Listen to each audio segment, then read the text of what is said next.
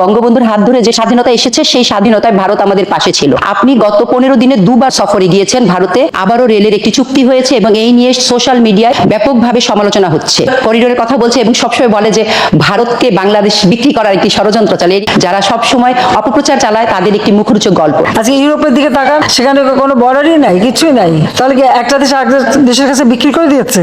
শেখ হাসিনা এই দেশকে বিক্রি করে না, কারণ আমরা এই দেশ স্বাধীন করেছি, এটা তাদের মনে রাখা উচিত। আসসালামু আলাইকুম। বাংলাদেশের রাতের ভোটের অবৈধ প্রধানমন্ত্রী ভারত সফর করে এসেছেন। আপনারা সোশ্যাল মিডিয়াতে আপনাদের যে উদ্বেগ, উৎকণ্ঠা, আপনাদের মতামত, ক্ষোভ, বিক্ষোভ সবকিছুই জানাচ্ছেন। আমরা সোশ্যাল মিডিয়ার কল্যাণে সেটা দেখছি। কিন্তু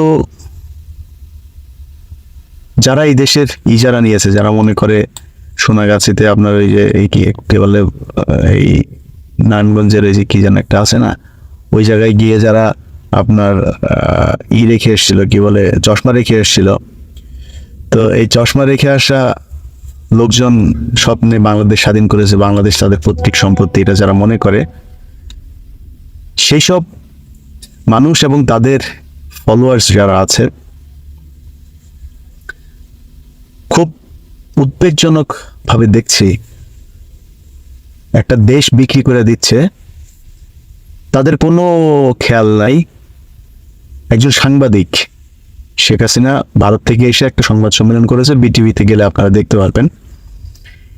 সেই সংবাদ সম্মেলনে একটা মহিলা, আমি চিনি না কোন টিভি বা পত্রিকার সাংবাদিক সে, তো এই মহিলা ভারতের এই সফরের ব্যাপারে কোশ্চেন করার আগে মূল কোশ্চেনটা হচ্ছে যে ভারতকে নিয়ে, এই যে ভারত সফর নিয়ে ভারতকে আমরা ট্রানজিট দিচ্ছি, এই জন্য মানুষ সমালোচনা করছে, এরা সব হচ্ছে পাকিস্তানের লোক, এটা হচ্ছে মূল কোশ্চেন। কিন্তু এই কোশ্চেনটা করার আগে তিনি যা যা বললেন, মাননীয় প্রধানমন্ত্রী ভারত বাংলাদেশের অকৃত্রিম বন্ধু, 71-এ সেই প্রমাণ তারা রেখেছে, আমরা তা দেখেছি। ভারত আমাদেরকে অনেক কিছু দিয়েছে, বাংলাদেশকে স্বাধীন করে দিয়েছে। 71-এ যে মহিলাই কোশ্চেন করেছে তার পরিবারেও কিছু বীজ টিজ ঢেলে দিয়েছেন বর্ডারের ওই পারে যখন ছিল, ওই বীজেই এই মহিলারা পয়দা হওয়া। বঙ্গবন্ধুর হাত ধরে যে স্বাধীনতা এসেছে সেই স্বাধীনতায় ভারত আমাদের পাশে ছিল। আপনি যদি এই কানেক্টিভিটির ফলে বাংলাদেশ কিভাবে সুফল পাবে সেই বিষয়টি একটু পরিষ্কারভাবে বলতেন, তাহলে আমরা চালু হতে সমালোচনা হচ্ছে কেন? যে কোশ্চেন আর শেখ হাসিনার উত্তরের তো জবাব নেই। জিয়া, এরশাদ, খালেদা জিয়া উপর দিয়ে ভারত বিরোধী কথা বলেছে, আর ভারতে যে তাদের পা ধরে বসে থেকেছে। যারা বিক্রির কথা বলে 71 সালে তারা পাকিস্তানি দালালি করছে, আর কি করেছে? শেখ হাসিনা বলছে যে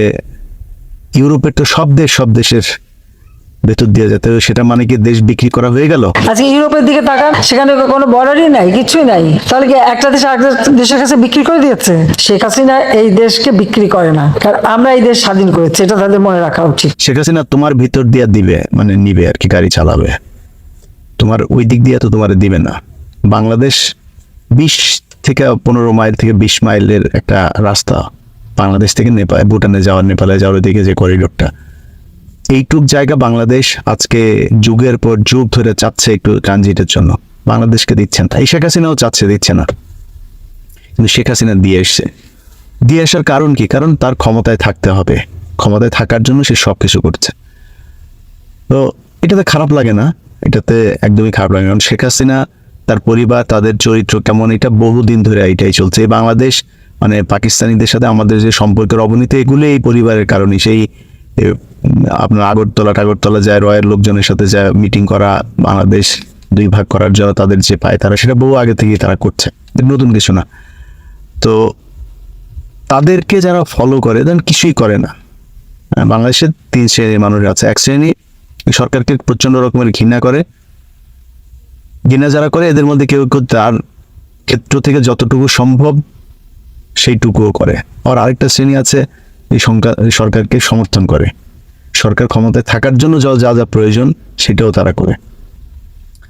আরেকটা শ্রেণী আছে যে শ্রেণী কিনা এরা মনে করে এরা পৃথিবীর সবচাইতে চালাক, বুদ্ধিমান এবং এরা সুবিধাভোগী একটা শ্রেণী। এদের সাথে ধরেন কথাবার্তা বললে মানে আমার পক্ষেও না বিপক্ষেও না। আমি কিন্তু কখনোই চাই না যে বাংলাদেশের সব মানুষ আমাকে পছন্দ করুক, আমাকে সমর্থন করুক, আমাকে ভালোবাসুক, আমি একদম চাই না। বহুবার এই কথা আপনাদেরকে বলেছি, আজকেও বলছি। তো যেই শ্রেণীটার কথা সবশেষ বললাম, এরা আপনার যখন কিনা করে আমাদের সাথে দেখা করে বা কথা হয়, বা পাশের থেকে আরেকজনের সাথে হয়তো সমালোচনা করে যে এ তো শুধাই খামাকা, মানে কোনো কাজ নাই, এরা কি পলিটিক্স নিয়ে কথা বলে, আমরা অনেক কিছুই বুঝি না, এরা বিশাল চালাক। এটা খাওয়া দাওয়া আর হাগামুতার জন্য মানুষকে আল্লাহ দুনিয়ায় পাঠায় নাই। আমার এই 2 চোখ দিয়া আমি যা দেখছি সেটা যদি সত্য হয় সত্য বলতে হবে, যদি মিথ্যা হয় তাহলে মিথ্যা বলতে হবে। একজন মানুষের যদি প্রয়োজন হয় তার কোনো কিছু হেল্প করার, সেই হেল্প করতে হবে। যদি কোনো কিছু প্রতিবাদ করতে হয়, প্রতিহত করতে হয়, সেটাও করতে হবে। এটাই মানুষের দায়িত্ব। তো আপনি আসলেন, সুন্দর করে চাকরি একটা নিলেন, নিয়া ছেলে মেয়েরে মনে করেন ইউরোপ আমেরিকাতে পড়ালেখা করাইতে পাঠাইলেন, ঘুষ টুস খায়াটা সংসার খুব সুন্দর করে সংসার চলে, মনে করে বিশাল আকারে সুখে আছে। শেষ বয়সে যায় জায়গা হয় কই জানেন? ওই বৃদ্ধাশ্রমে। আর ওই ছেলে মেয়ে কেউ অস্ট্রেলিয়া থাকে, কেউ আমেরিকা থাকে, বাপ মা মারা যায়, এরপরে ওদের মানে কেউ থাকেও না যে বাপ মারে যে কবর টবর দিবে। হ্যাঁ, ছেলে আসতেছে ইয়ে থেকে, অস্ট্রেলিয়া থেকে, মেয়ে ছুটি পায় নাই তাই আসতে পারবে না, আমেরিকায় আছে। তো বাপ মার ওই মরদেহ যেটা আছে সেটা হচ্ছে আপনার বার্ডেমের হিমঘরের মধ্যে রাখা আছে। এরকম মাসের পর মাস লাশ পড়ে আছে, এরকম আছে, কবর দেওয়ার লোক নাই। তারা যাবে, সাহেবদেরকে পড়াশোনা করিয়েছে বাবা মা, কারণ এদের ওই নৈতিক ওই জ্ঞানটা এদের ভেতরে দেয় নাই যে বাবা, এই কোনো মানুষের যদি কোনো সমস্যায় পড়ে তাকে উপকার করতে হবে। তোমার আত্মীয় স্বজন আছে, এটা তোমার খালা, এটা তোমার ফুপু, এটা তোমার চাচি চাচা, এটা তোমার চাচাতো ভাই, এদের সাথে এই সম্পর্ক করতে হবে, এদের সমস্যায় তোমাকে পাশে দাঁড়াইতে হবে। সমাজের কোনো অধঃপতন হলে সেটার প্রতিবাদ করতে হবে। এই জিনিসগুলি তাদেরকে শেখানো হয় নাই। তো শেখানো না হওয়ার কারণে তারা তার বাবা মার ক্ষেত্রে একই ধরনের আচরণ করে। ওই শ্রেণীর কপালে এগুলিই হয়। শেষ বয়সে বৃদ্ধাশ্রমে থাকে, মারা যায়, এরপরে লাশ যায় থাকে হিমঘরে। অতএব যারা চুপ করে এগুলোর প্রতিবাদ না করে, যা হচ্ছে আমার ভাই, আমার এত চিন্তা করে লাভ কি, আমার তা চললেই হলো। সমাজটা সবার। এই দেশটা যদি না থাকে না, এর প্রভাব আমার ঘরে যতটুকু পড়বে আপনার ঘরে ততটুকুই পড়বে।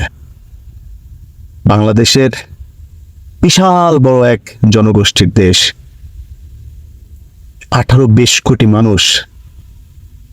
কত বাজেভাবে বললাম, কত উগ্রভাবে বললাম, কত রাগারাগি গালাগালি, কত কিছু করছে, তাই না? এই ভিডিওতে এগুলো দেখলে না মাথায় মানে রক্ত টকবক করতে, বুঝছেন? যে এত মানুষ থাকতে মানে আমরা কেন খালি ফেসবুক আর ইউটিউবে খালি এমনি চিল্লাপাল্লা করবো? কিসের জন্য? বাংলাদেশে সেনাবাহিনীতে চাকরি করে, গোয়েন্দা সংস্থায় চাকরি করে, কি রে ভাই, আপনার খারাপ লাগে না?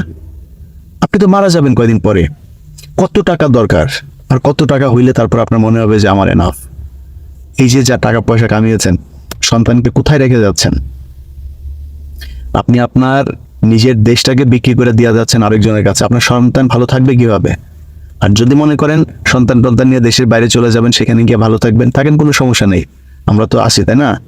আপনার পরের জেনারেশন, গ্যারান্টি দিলাম, মুসলমান থাকবে কিনা সেটা সন্দেহ আছে। এমনিতেই তো নানান ঝামেলা টামেলা, ফ্যামিলি ক্রাইসিস থেকে শুরু, বহুত সমস্যার ভিতরে ভাই আমরা সময় কাটাই। তো পোলাপান আবার মানুষ করার সময় তো এমনিতেই নাই। তারপরে যদি ওই পরিবেশটা যদি সুন্দর রাখা যায়, তো আমাদের পৃথিবীর ভিতরে আমরা সবচাইতে, আমি মনে করি আমাদের যে কালচারটা ছিল অনেক সুন্দর একটা কালচার, সেটাকে ধ্বংস করে দেওয়া হচ্ছে। পড়াশোনা, ধর্ম, সংস্কৃতি, গান, সিনেমা, এই যে আপনার সোশ্যাল মিডিয়াতে, সিনেমা তো দেখি না কিন্তু সোশ্যাল মিডিয়াতে তো এগুলো আসে, এগুলো তো আপনার চোখ এড়ানোর সুযোগ নেই।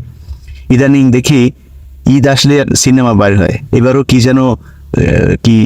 যেন বের হয়েছে একটা, ওই যে শাকিব খানের, তো ওইটা নিয়ে বিশাল নাচানাচি। তো পত্রিকাগুলো নিউজ করে কি, এগুলো হচ্ছে পেইড নিউজগুলো কিরকম? পেইড নিউজ ছাড়াও আরো আছে, ধরেন ওই যে নায়িকা, ওই বিনোদন বিটের যে সাংবাদিক আছে, ওদের সাথে একটু খাতির রাখে, নায়িকা আপা একটু কাছে আসলে একটু গায়ে হাত দেয়, এইটাই ওদের জন্য বিশাল কিছু। যায় মনে করে নিউজ একটা লেখে, যেমনি বলে অমনি।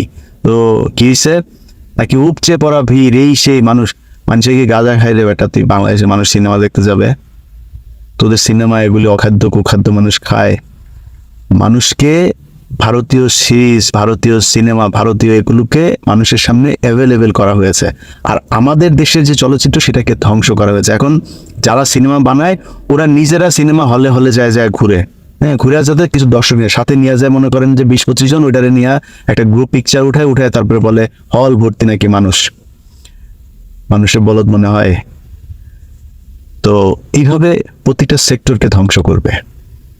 এটা হচ্ছে ভারতের টার্গেট। অতএব মনে করার কোনো কারণ নাই আমার সমস্যা, আপনি সমস্যায় পড়বেন না, আপনি খুব ঠিক আছেন, আপনার সবকিছু ভালো মতো চলবে, একটু মনে করার কোনো কারণ নেই। আজকে ভারতের সাথে যে চুক্তিগুলো করে এসেছে সেই চুক্তিগুলোর ব্যাপারে সাংবাদিকদের উচিত ছিল তাকে সেইভাবে কোশ্চেন করা। তিস্তার যে সংকট, সেই সংকট তৈরি করেছে ভারত। এখন ভারত আমাদেরকে নাকি তিস্তা প্রকল্পে অর্থায়ন করবে। ভারত বাংলাদেশে এই পর্যন্ত বহু প্রকল্পে অর্থায়ন করার কথা বলেছে, তার 0.3% তারা এখন পর্যন্ত টাকা ছাড় দেয়। কদিন আগে একটা নিউজে দেখলাম যেই জায়গায় ছাড় দিয়েছে সেগুলো তাদের দেশের সব মেটেরিয়াল, তাদের দেশের শ্রমিক, তাদের দেশের সব কিছু দিয়া তারা প্রকল্প করে। এরপরে ওই যে ভৈরবের ওইদিকে রেল প্রকল্প একটা করেছে, সেখানে গরমের মধ্যে রেল লাইন ব্যাকা হয়ে যাচ্ছে।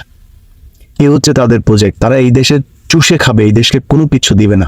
এটা তাদের একদম মানে রাষ্ট্রগত একটা চরিত্র। অতএব আমি খুব বেশি কিছু আর বললাম না, খুব বাজেভাবে আর বললাম না।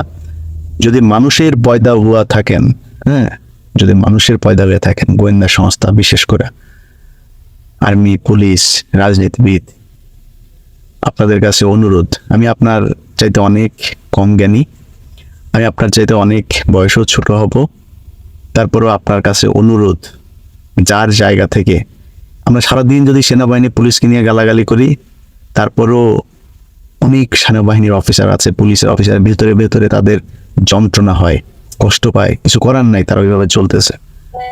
তো আমি মনে করি যে আপনার তাদের একটু আগে আসা উচিত, দেশটাকে বাঁচানো উচিত। সবার কাছে এই অনুরোধ রেখে শেষ করছি।